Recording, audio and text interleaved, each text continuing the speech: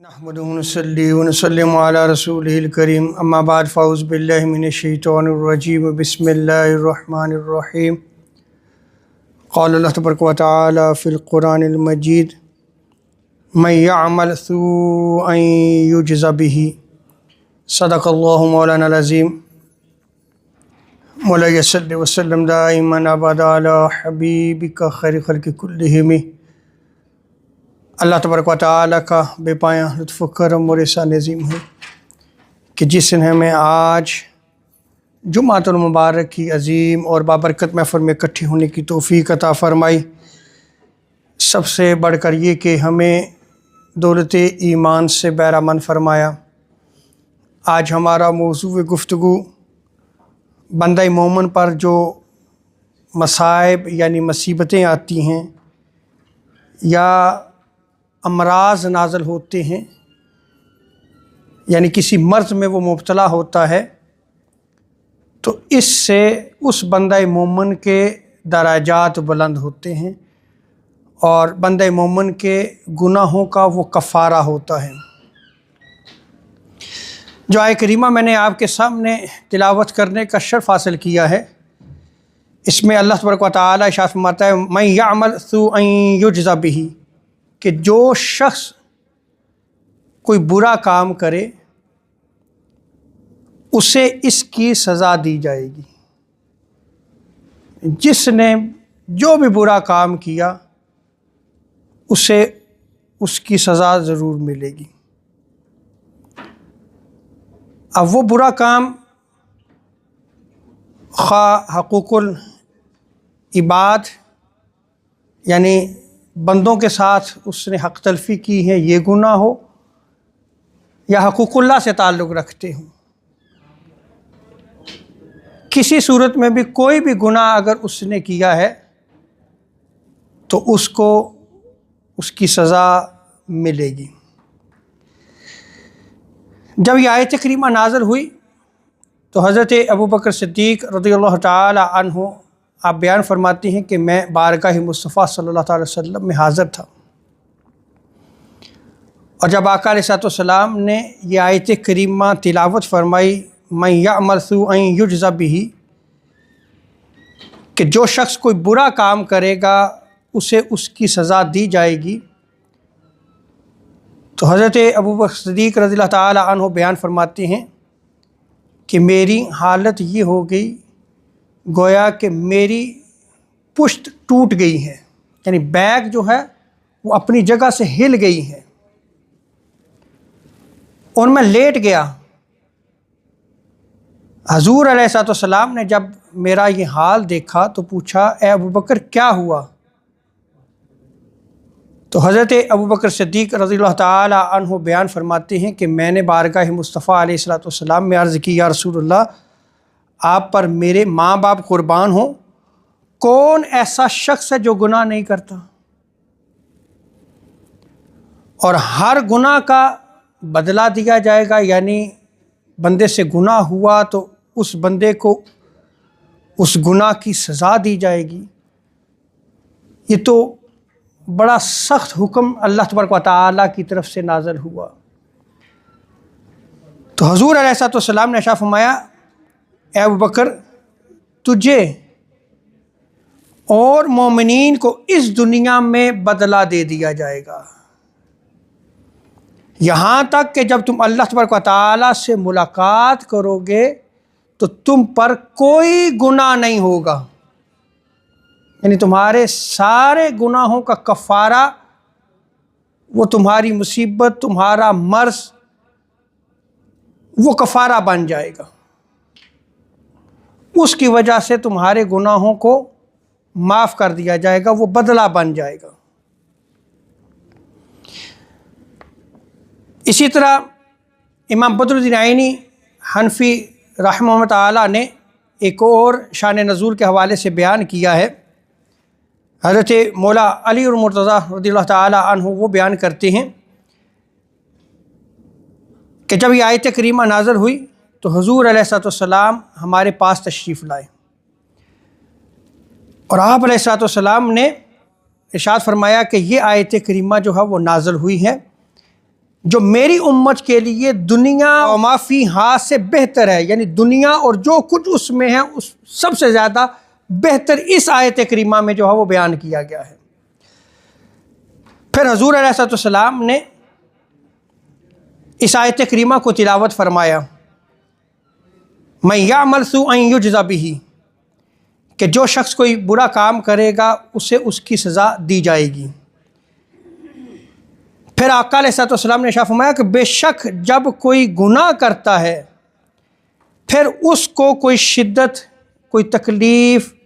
یا کوئی مصیبت یا کوئی مرض، کوئی بیماری دنیا میں پہنچتی ہیں تو اللہ تبارک و تعالی اس سے زیادہ کریم ہے کہ اس کو دوبارہ عذاب دے۔ وہ جو مصیبت پہنچی اس سے رب تعالی اس کے گناہوں کو معاف کر دے گا، وہ اس کے گناہوں کا کفارہ بن جائے گا، اور رب تعالی کی ذات بڑی کریم ہے کہ اسے دوبارہ عذاب دے۔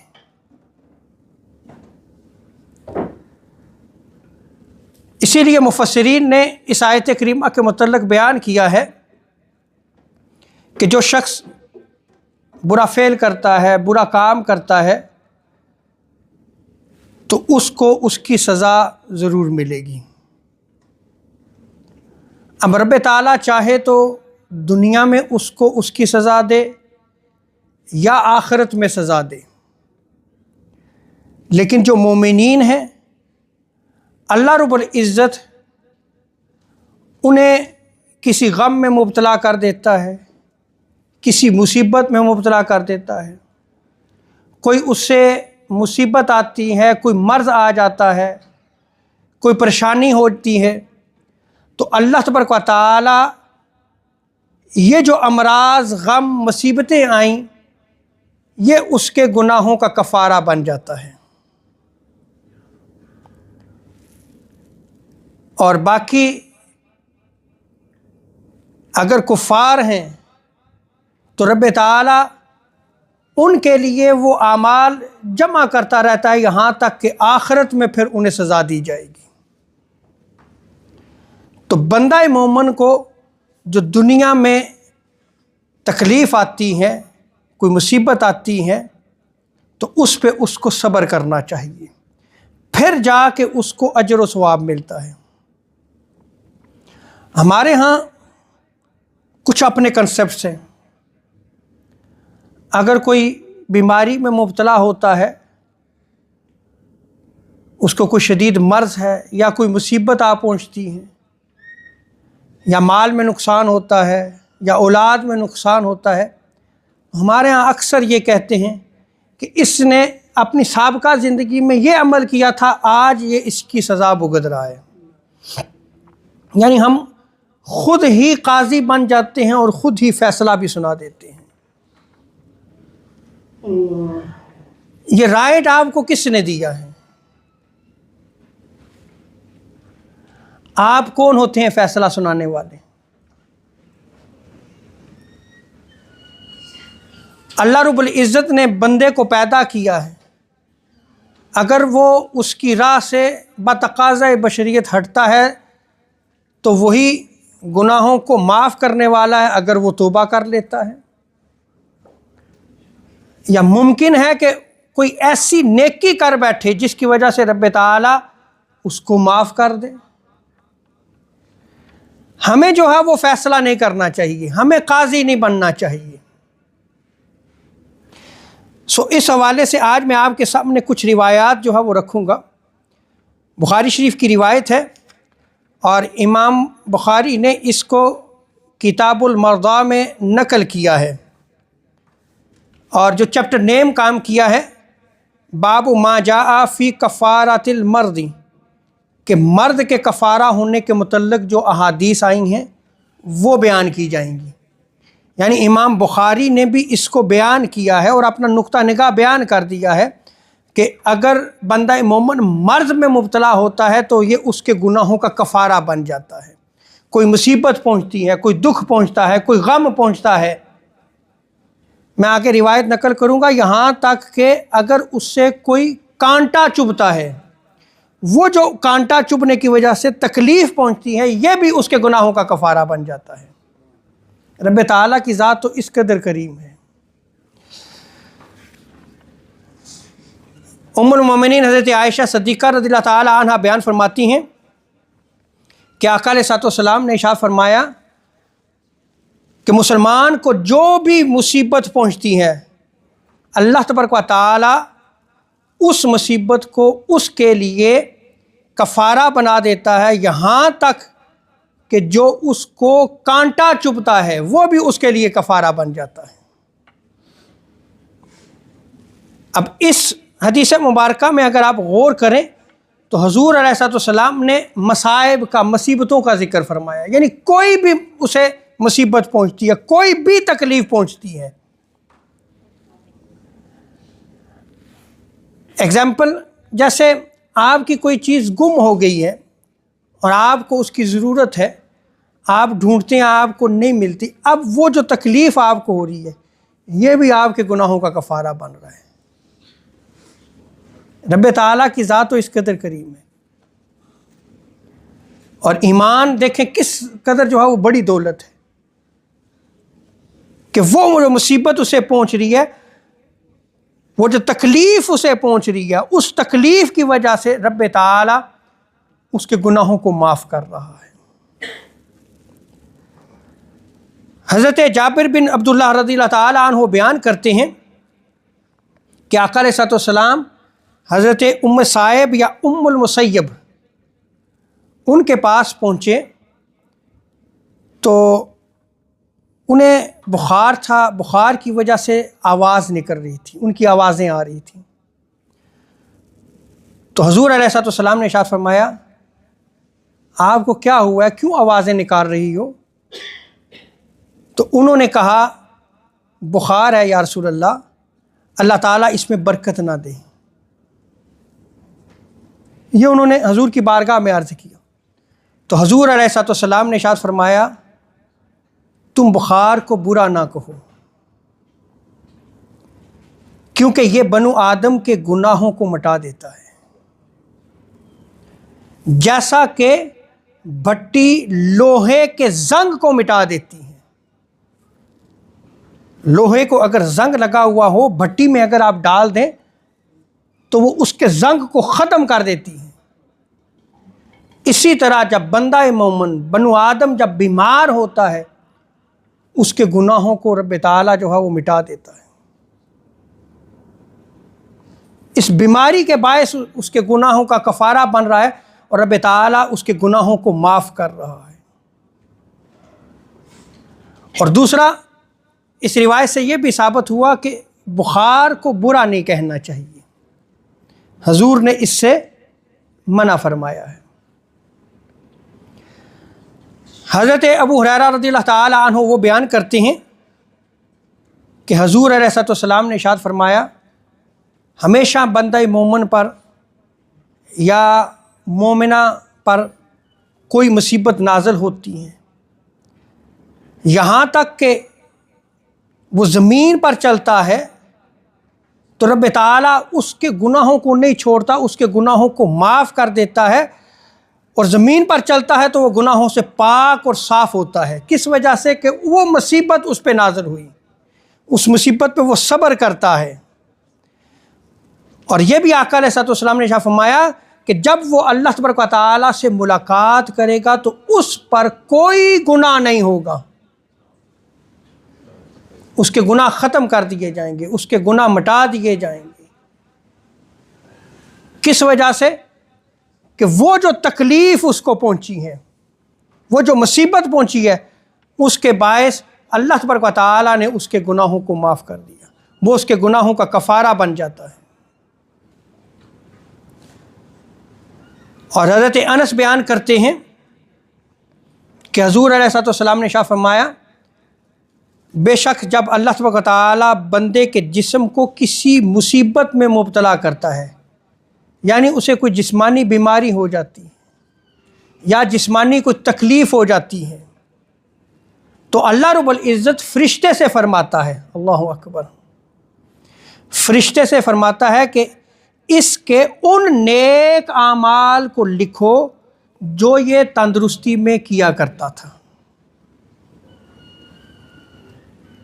اس حدیث مبارکہ میں ذرا غور کریں کہ وہ حالت بیماری میں چلا گیا، اس کا جسم کسی مصیبت میں مبتلا ہو گیا، کسی مرض میں مبتلا ہو گیا، تکلیف میں ہے، اب وہ نیک اعمال نہیں کر سکتا، وہ بیماری اس کو نیک عمل کرنے سے روک رہی ہے۔ لیکن اللہ تبارک و تعالیٰ فرشتوں کو کیا حکم دے رہا ہے، یہ بڑا قابل غور ہے۔ فرمایا تم رکو نہیں، یہ جو زندگی میں نیک اعمال کرتا رہا، تندرستی میں نیک اعمال کرتا رہا، تم ان اعمال کو لکھو، اس کے نامہ اعمال میں ان کو درج کرو۔ سو بندہ مومن کو چاہیے کہ جب تندرست ہو اسے نیک اعمال کرنے چاہیے۔ نہ تو بندہ مومن کو اپنی موت کے وقت کا پتہ ہے اور نہ ہی کسی بیماری اور مصیبت کے آنے کا علم ہے۔ اگر وہ نیک اعمال کرتا رہتا ہے، جسم میں کوئی درد ہوتا ہے، تکلیف ہوتی ہے، کوئی مرض میں مبتلا ہو جاتا ہے، اب وہ نیک اعمال نہیں کر رہا، لیکن رب تعالیٰ فرشتوں کو حکم دیتا ہے کہ اس کے لیے اس کے نامہ اعمال میں وہ نیکیاں لکھتے رہو۔ اور آگے آقا علیہ الصلوۃ والسلام نے ارشاد فرمایا کہ پس اگر اللہ تبارک و تعالیٰ اس کو شفا دے دے تو اس کے گناہوں کو دھو ڈالتا ہے، اور اگر روح قبض کر لیتا ہے اس بیماری کی وجہ سے اس کی موت واقع ہو جاتی ہے تو رب تعالیٰ اس کی مغفرت فرماتا ہے اور اس پہ رحم فرماتا ہے، معافی بھی اور رحم بھی، دونوں چیزیں۔ کیوں؟ اس لیے کہ وہ مصیبت میں مبتلا ہوا، اس نے صبر کیا اور رب تعالیٰ نے اس کے گناہوں کو معاف کر دیا، اور رب تعالیٰ اس پہ پھر رحم بھی فرماتا ہے۔ اور یہاں یہ بھی یاد رکھ لیں کہ ایک تو بندہ بیمار ہو اور بیماری کی وجہ سے نیک اعمال نہ کر سکے، تب بھی اس کے نامہ اعمال میں اگر وہ نیکیاں کرتا رہتا ہے تو وہ نیک اعمال لکھنے کا جو ہے وہ حکم دیا جاتا ہے۔ اسی طرح اگر سفر پہ جاتا ہے تب بھی وہ مسافر بن گیا ہے، اب نیک اعمال نہیں کر سکتا، اللہ تعالیٰ اپنے فرشتوں کو حکم دیتا ہے کہ یہ بندہ سفر کر رہا ہے، یہ مسافر ہے، اب وہ نیک اعمال نہیں کر رہا، تم اس کے نامہ اعمال میں نیکیاں لکھتے رہو جو اعمال یہ کرتا رہتا تھا۔ تو بندے کو بھی چاہیے کہ وہ ہمیشہ اپنی زندگی میں نیک اعمال کرے، کثرت کرے نیک اعمال کی، کوئی موقع جو وہ اپنے ہاتھ سے نہ جانے دے۔ اسی طرح ایک صحابی نے بارگاہ مصطفیٰ میں جو وہ حاضر تھے اور حضور علیہ السلام کو ارشاد فرماتے ہوئے سنا کہ جب اللہ تبارک و تعالیٰ کسی بندے کا کوئی مرتبہ جس پر وہ نہیں پہنچ سکا، اس مرتبے تک رب تعالیٰ اس کو پہنچانا چاہتا ہے تو اللہ تبارک و تعالیٰ اس کے جسم میں، اس کے مال میں یا اس کی اولاد میں کوئی مصیبت طاری کر دیتا ہے، یعنی درجات بلند ہو رہے ہیں، وہ کسی اور عمل سے اس مقام و مرتبہ تک نہیں پہنچ سکتا تھا۔ رب تعالیٰ جو ہے اس کو بیماری میں مبتلا کر دیتا ہے، یا اس کے جسم میں یا مال میں نقصان ہو جاتا ہے، یا اولاد کی وجہ سے وہ مصیبت میں مبتلا ہو جاتا ہے۔ ان اسباب کی وجہ سے رب تعالیٰ اسے درجات عطا فرماتا ہے، اور پھر وہ بندہ مومن حضور شاہ فرماتے ہیں کہ جب وہ اس آزمائش میں پڑتا ہے وہ اس پہ صبر کرتا ہے حتیٰ کہ وہ بندہ اس مرتبے تک پہنچ جاتا ہے جو اللہ تبارک و تعالیٰ کے نزدیک اس بندے کا پہلے مرتبہ تھا۔ یہ بڑی قابل غور روایت ہے کہ وہ اپنے نیک اعمال کی وجہ سے وہ مقام و مرتبہ نہیں حاصل کر سکتا تھا، اب رب تعالیٰ اس کو آزماتا ہے، چاہے بیماری کی وجہ سے آزمائے، چاہے مال کی وجہ سے جو ہے وہ اسے آزمائے، یا اولاد کی وجہ سے آزمائے۔ اب جب وہ آزماتا ہے تو پھر صبر وہ بندہ رکھتا ہے، وہ صبر کرتا ہے تو رب تعالیٰ اس کو درجات عطا فرماتا ہے اور اس کو اس مقام پہ پہنچا دیتا ہے جو اللہ تبارک و تعالیٰ کے ہاں اس کا مقام و مرتبہ ہوتا ہے۔